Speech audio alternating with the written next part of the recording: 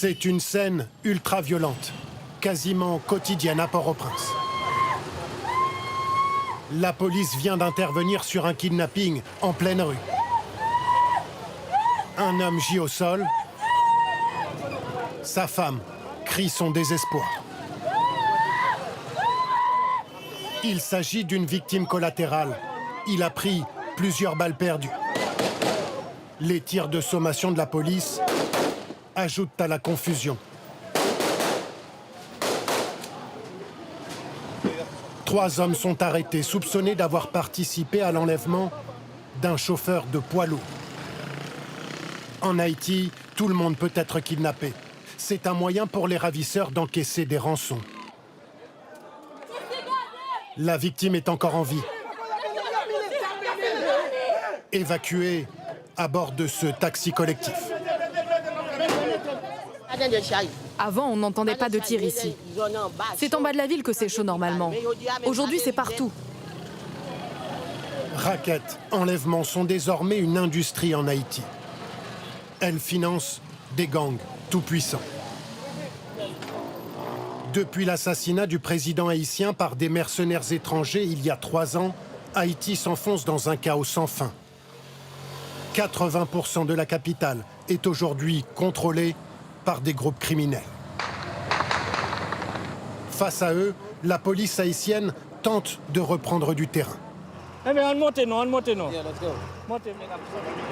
Nous embarquons avec une unité d'élite, celle chargée d'affronter les gangs.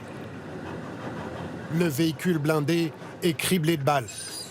Nous sommes à Mariani, un quartier à l'ouest de Port-au-Prince. Les habitants de cette zone sont aux abois.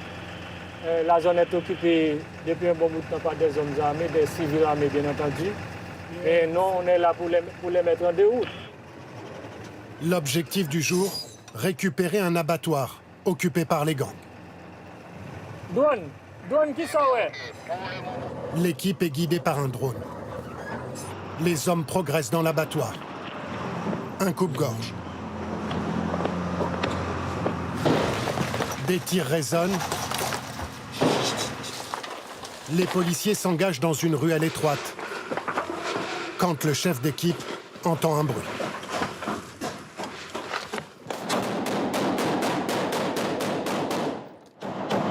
L'homme que l'on vient de voir a été abattu. Il n'avait pas d'arme visible, mais pour la police, sa simple présence ici fait de lui un complice des gangs. Ok. Stand by. C'est une zone trop difficile. L'équipe décide de se replier. L'abattoir reste un territoire aux mains des gangs. Une guerre sans merci, avec les moyens du bord. On a éliminé un bandit. Il était dans une ruelle. Je l'ai tué. On a été obligé de se replier. En Haïti, la guerre des gangs fait plus de 13 morts chaque jour. Une guerre de territoire. En plein centre-ville de Port-au-Prince, le quartier de Bel-Air, tenu par les gangs.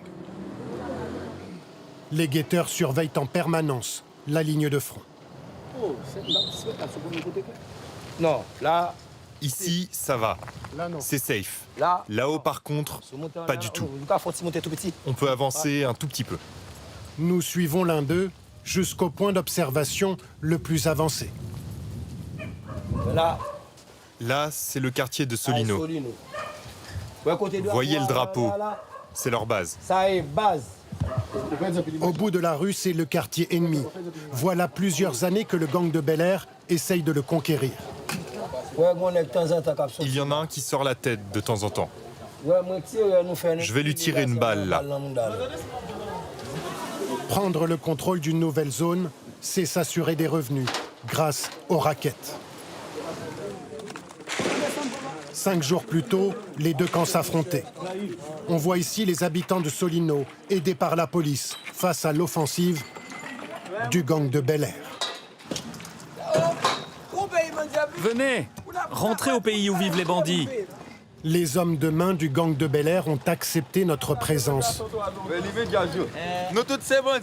Une vingtaine de jeunes hommes, armés jusqu'aux dents. Venez voir, venez voir.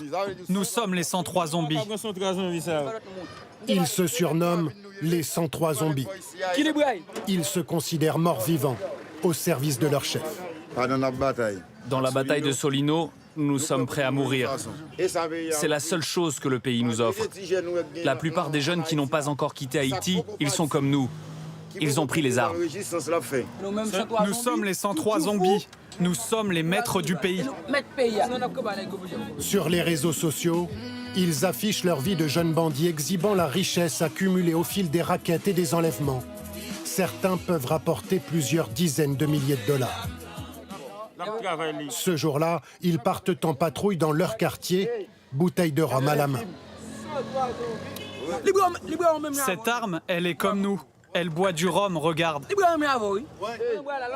De l'autre côté de la rue, le quartier tant convoité par le gang de Bel Air, Solino. Un des habitants nous accompagne dans la zone des combats. Ils ont tout brûlé? Tout brûlé. C'est la guerre, c'est la guerre. Tout est détruit. Une importante communauté de policiers réside à Solino. Avec les autres habitants du quartier, ils ont réussi jusqu'à maintenant à repousser le gang de Bel Air. Mais la bataille est rude. Il y a des habitants qui restent toute la nuit. Il y a des habitants qui restent là toute la nuit. Ce sont les brigades communautaires. C'est de l'autodéfense pour que les gens ne partent pas du quartier. Aucune autorité de l'État ne vient ici pour constater les dégâts.